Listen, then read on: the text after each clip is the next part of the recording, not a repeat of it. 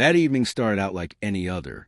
I was slouched on the couch, the TV buzzing in the background with some show I wasn't even watching, scrolling aimlessly through my phone just to unwind after a long day.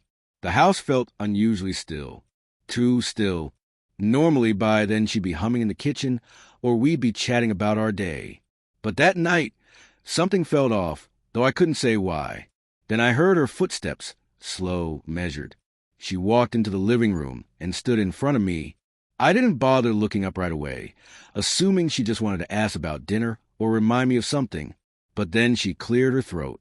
Her voice was calm, unnervingly calm, as she said, "I'm pregnant." For a split second, my heart soared. That was the news I had been aching to hear. We had been trying for so long. Months of disappointments, nights spent crying together, prayers whispered into the dark. I dreamed of the day she would finally tell me those words. But before I could celebrate, before I could even move, she finished the sentence. "I'm pregnant, but the baby isn't yours."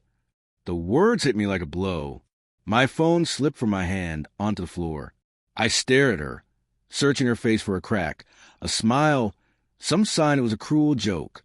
But there was nothing, no guilt, no tears, just that steady, composed look. I let out a strained laugh, almost choking on it, and muttered, "That's not funny." But she didn't budge. She repeated herself, slower this time, like she'd rehearsed it. My chest caved in. Air felt impossible to breathe. I jumped to my feet, trembling, demanding answers. How? Who?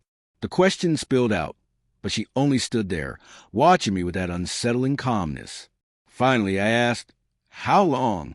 She shrugged. That small gesture cut deeper than any scream. She might as well have said, "My whole world meant nothing." Then she added, "Does it matter? What matters is this is the truth now. You need to accept reality."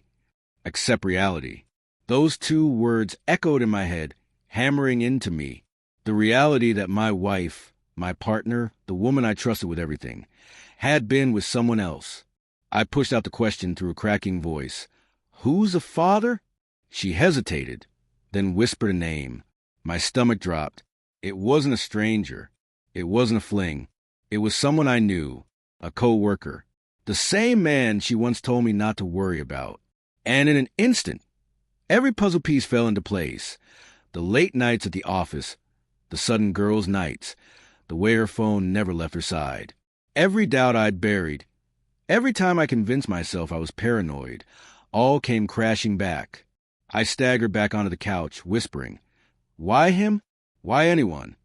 She sighed like I was being unreasonable and said words I'll never forget. "Because you're safe. You're comfortable. But he makes me feel alive." Alive. That word shattered me. I had spent years breaking my back, building a life for us, making sacrifices so we could have a future together. And all of it was tossed aside because someone else made her feel alive.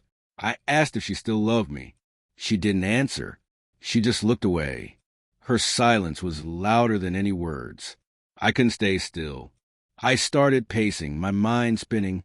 I wanted to scream, to throw something, to make her admit it was a mistake. But she just stood there, arms crossed, watching me unravel. I stormed into the bedroom, pulled out a suitcase, and began stuffing clothes inside. For the first time, panic broke through her calm mask. She followed me, asking what I was doing. I snapped, "I'm not going to raise another man's child. I won't sit here pretending this is okay." Her voice softened, pleading for me to sit and talk it out like adults. But it was too late. My decision was made. I told her I wasn't her backup plan. I wasn't her safety net. And I wasn't going to stay just because she was comfortable losing me. That night, I walked out of my own home with nothing but a suitcase. My hands shook. My heart ached. But deep down, I knew I was saving myself. By morning, I had filed for divorce. The weeks after were a blur. I felt like a ghost drifting through life. Sleep wouldn't come. Food had no taste. My mind replayed that night on a loop, her voice, her shrug, her telling me to accept reality. I questioned myself endlessly. Had I failed her? Could I have done something different? But the more I thought, the clearer it became. Love isn't just about passion or feeling alive. It's about loyalty, honesty, respect. She betrayed all three. That was her choice, not my failure. Now, when I look back, I don't feel rage anymore. I feel clarity. She may have thought I was safe, but walking away proved I wasn't weak. Leaving her was the strongest thing I've ever done. She's living with the weight of her choices. And me, I'm rebuilding.